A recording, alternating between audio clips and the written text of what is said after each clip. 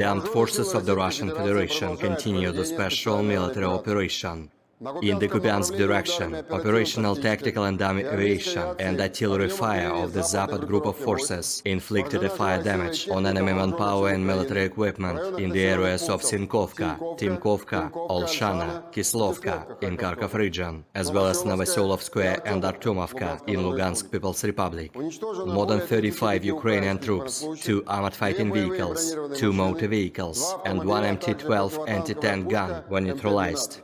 Moreover, an ammunition depot was annihilated close to Staritsa in Kharkov region. In the Krasny Liman direction, ground attack aircraft, army aviation, artillery and heavy flamethrower systems of the Center Group of Forces engaged the units of the armed forces of Ukraine close to Nevskoye, Chervonaya Dibrova in Lugansk People's Republic and Grigorovka in Donetsk People's Republic. The enemy has suffered losses of over 100 Ukrainian troops, 2 armored fighting vehicles, 3 pickup trucks and 1 Akatsa self-propelled howitzer in this direction in the past 24 hours. In the Donetsk direction, complex fire attack and actions of the U group of forces eliminated up to 310 Ukrainian troops, 2 tanks, 4 infantry fighting vehicles, 1 armored personnel carrier, 9 armored fighting vehicles, 4 motor vehicles and 2 Mstabi howitzers. In the South Donetsk and Zaporozhye directions, artillery of the Vostok group of forces inflicted a fire damage on the Ukrainian units close to Ugledar and Perchistovka in Donetsk People's Republic. The total losses of the enemy in these directions amounted to 50 Ukrainian servicemen, 1 tank, 2 armored fighting vehicles, 4 motor vehicles, and 1 D-20 howitzer. In the Kherson direction, the fire damage has neutralized over 40 Ukrainian troops, 3 motor vehicles, 1 Gvozdika self-propelled howitzer, and 1 US-made M777 artillery system during the day. Operational tactical and army aviation, missile troops and artillery of the armed forces of the Russian Federation have neutralized 87 Ukrainian artillery units at their firing positions, enemy manpower and military equipment in 118 areas. A communication station of the Ukrainian armed forces has been obliterated near Semyonovka in Donetsk People's Republic. Moreover, 4 Ukrainian command posts were destroyed close to Orlyanka in Kharkov region, Avdiivka in Donetsk People's Republic, and Novoberislav in Kherson region. 8 Ukrainian unmanned aerial vehicles were shot down by Russian air defense systems and small arms close to Chervonopopovka, Kovalyovka in Lugansk People's Republic, Zelený Gай, Leninskoye in Donetsk People's Republic, and Removka in Zaporozhye region. In addition, 6 HIMARS MLRS projectiles have been intercepted over the past 24 hours. In total, 404 airplanes, 226 helicopters, 3,620 unmanned aerial vehicles, 414 air defense missile systems, 8,456 tanks and other armored combat vehicles, 1,074 combat vehicles equipped with MRLS, 4,456 field artillery cannons and motors, as well as 9,177 units of special military equipment have been destroyed during the special military operation. The other side, Ukraine Defense Ministry in a statement said Russia lost 610 servicemen in a single day, including 7 tanks, 1 jet fighter as well as 6 artillery units and 1 special equipment. In total, Kremlin lost 172,340 servicemen during the conflict, including 3,609 tanks, 6,966 armored fighting vehicles as well as 306 jet fighters and 291 helicopters. Russia and Ukraine conflict lasts for 399 days. There is still no peace talk agreements between 2 sides. Ukrainian side also shows footage of special forces destroyed 2 counter-battery warfare radars with the help of a drone. President Ukraine Volodymyr Zelensky swears to repel Russia occupiers. Ukraine has not wasted a single week during the full-scale war. We are constantly strengthening our state, our defense and security forces, our confidence in advancing towards victory, Zelensky said on March 29.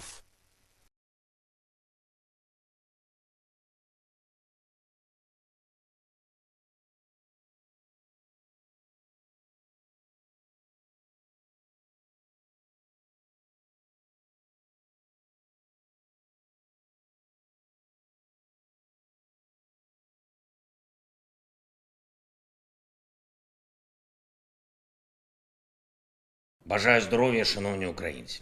Короткий звіт про сьогоднішній день.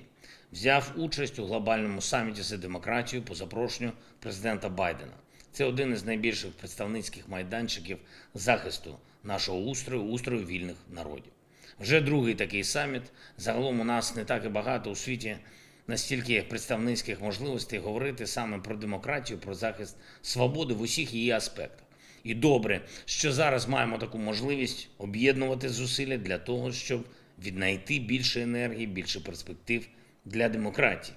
Позиція України, як і завжди, дуже конкретна, максимально практична. І в майже усіх промовах лідерів на саміті були влучні слова підтримки нашої держави, наших людей. Я дякую за це кожному лідеру, кожному народу, який відчуває, так само, як і ми, що цінності свободи варті найпотужнішого захисту.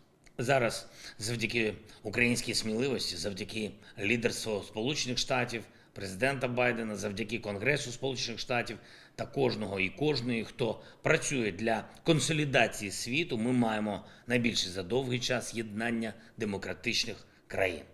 І це єднання, як бачимо, достатньо, щоб боротися за свободу.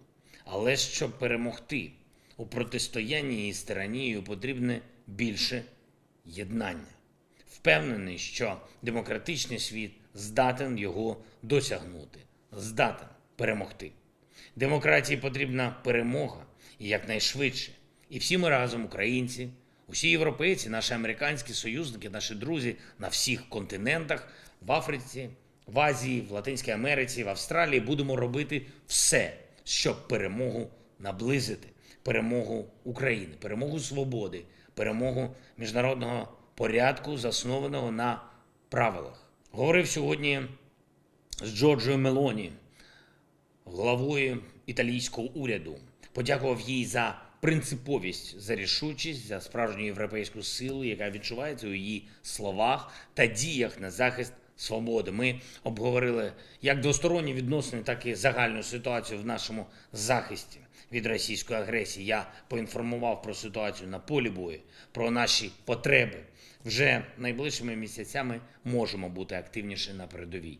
І зробимо все, щоб підтримка наших кроків світом була максимально дієвою. Бахмут.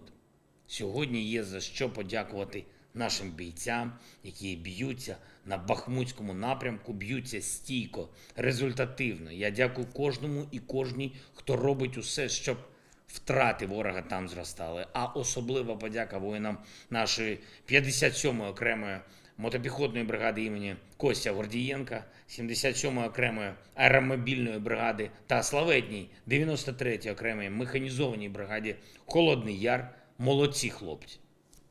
Готуємось вже й до заходів, які заплановані на другу половину цього тижня.